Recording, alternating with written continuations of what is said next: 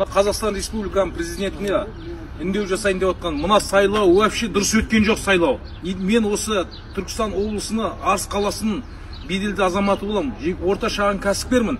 Мен де осы 4-ші округтан жаңа сайлау несіне кандидат мәслихат депутатына түстім. Не деген сұмдық мынау деді.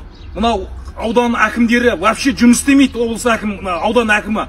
Шөкеевтің келіні мынау прямо отқан, бәріне тапсырма беріп, осында істеп отқан тірліктер мынау. 3 дауыс деген не деген сұмдық бұл? 3 дауыс деген ол өмірде болмаған нәрсе ғой мына жерде. Бұл не қарап отырсыз президентті? Президентті осы мәселені шешпесеңіз ауыл арасында не деген кім сіздің саясатыңызға болашаққа кім сенеді? Қазақстан, жаңа Қазақстан 30 жыл ұйықтап біттік қой, жаңа Қазақстанымыз мынау ма? Адам бәрі тәлтіректеп сандалып кеткен. Осының бәрі сайлауды қайтадан дұрыс өткізуін сұраймыз біз. Президенттен басқа айтарымыз ешнәрсе жоқ. Қасым-Жомарт Кемелұлы Тоқаев мырза, егер қаңтар оқиғасын қайтадан осы халықтың бәрін көтеріп осына мәжбүрлеп кететін болсаңыздар, қайтадан бәрін жөндеп, сайлауды әділ сайлау қылыңыздар. Мына әкімдердің бәрін ауыстырыңыздар. Керек жоқ бізге бұндай әкімдер. Өтірік қасында жүріп мақтаншы әкімдер керек жоқ. Бізге халықпен ішінде жүретін, халықтың мұқтажын тыңдап, халықтың мәселесін шешетін әкім керек.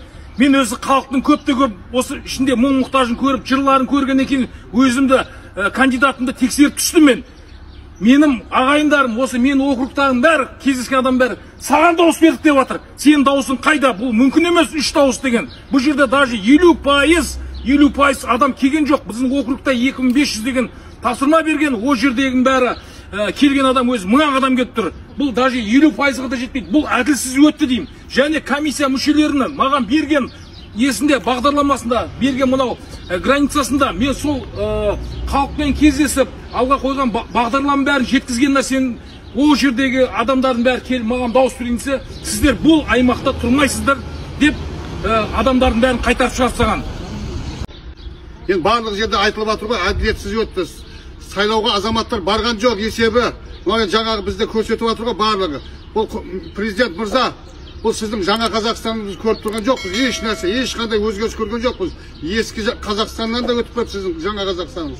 Қазіргі таңда бұл сіздің әлемдегі деңгейіңіз өте төмендетіп жіберді. Мына сіздің жағымпаз әкімдеріңіз, жағымпаз жаңағы билік өкілдері, одан кейін ішкі істеріңіз бар, ұлттық қауіпсіздік комитеттеріңіз барлығы араласып кеше біздің дауыстарымыз ұрланды.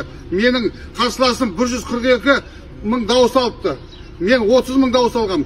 Менің барған жердің барлық халықтың барлығы мені қолдаған. Қалайша болады? 100 мыңнан аса менен ол артық дауыс алатындай ол кісінің оншалықты беделі жоқ еді.